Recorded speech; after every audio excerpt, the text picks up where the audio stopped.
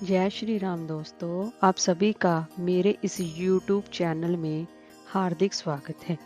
एकादशी का हिंदू धर्म में अत्यधिक महत्व है। इस दिन भगवान विष्णु की विशेष पूजा अर्चना की जाती है।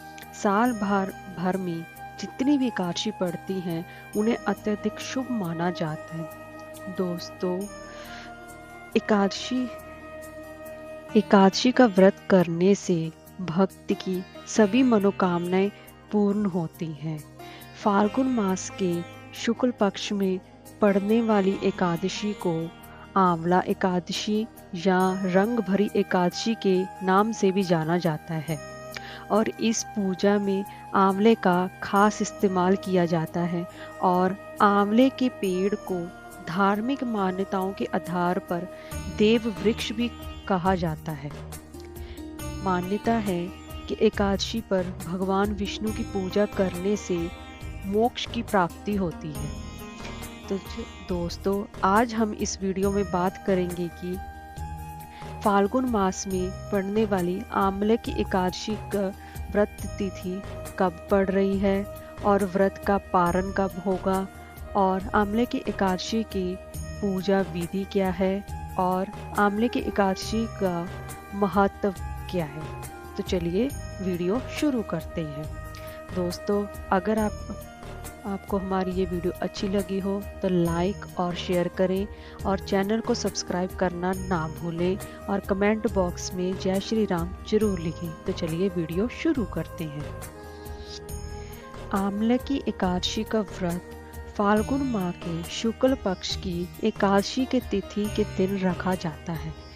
2 मार्च गुरुवार के दिन सुबह 6:39 पर आंवले की एकादशी शुरू हो रही है और अगले दिन 3 मार्च शुक्रवार के दिन सुबह 9:01 पर इसका समापन हो जाएगा और इसीलिए उदय तिथि के अनुसार आंवले की एकादशी का व्रत 3 मार्च के दिन रखा जाएगा।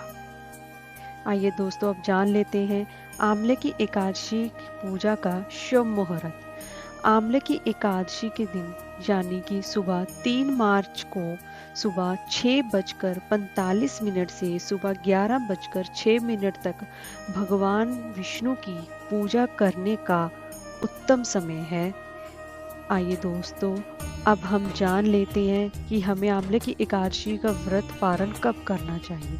आंवले की एकादशी का व्रत पारण हमें अगले दिन 4 मार्च की सुबह 6:44 से सुबह 9:03 के बीच किया जा सकता है।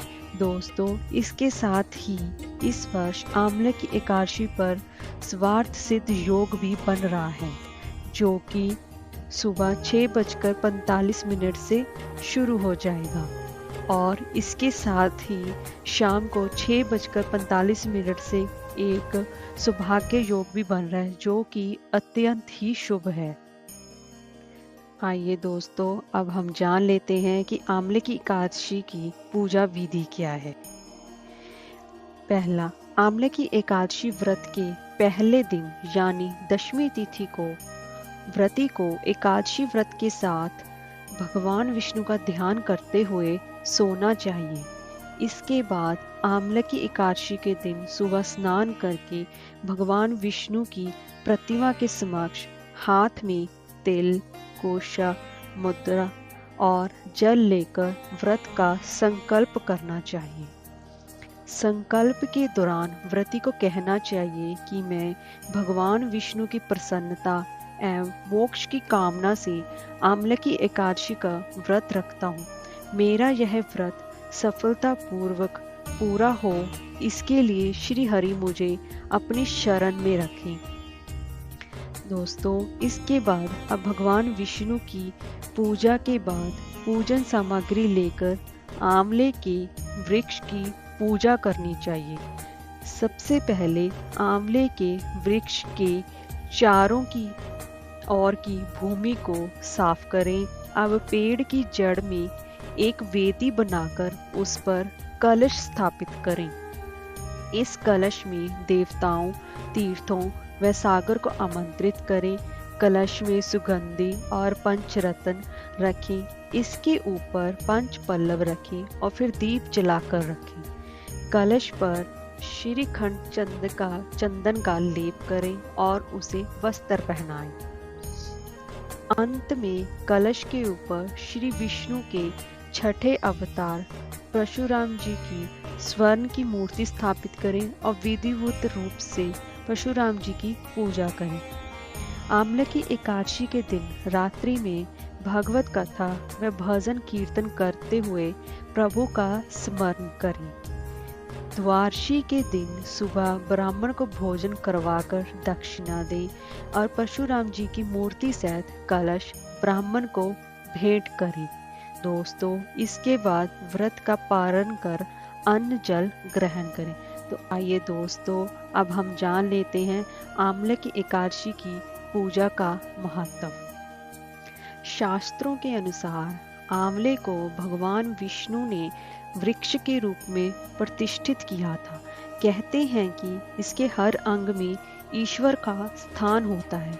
साल में एक ऐसी एकादशी है जिसमें भगवान विष्णु के साथ साथ भगवान शिव और माता पार्वती की भी पूजा का विधान है। इस दिन भगवान शिव और माँ पार्वती के साथ गुलाल की होली खेलने जाते हैं, इसलिए इसे रंग भरी एकादशी के नाम से भी जाना जाता है।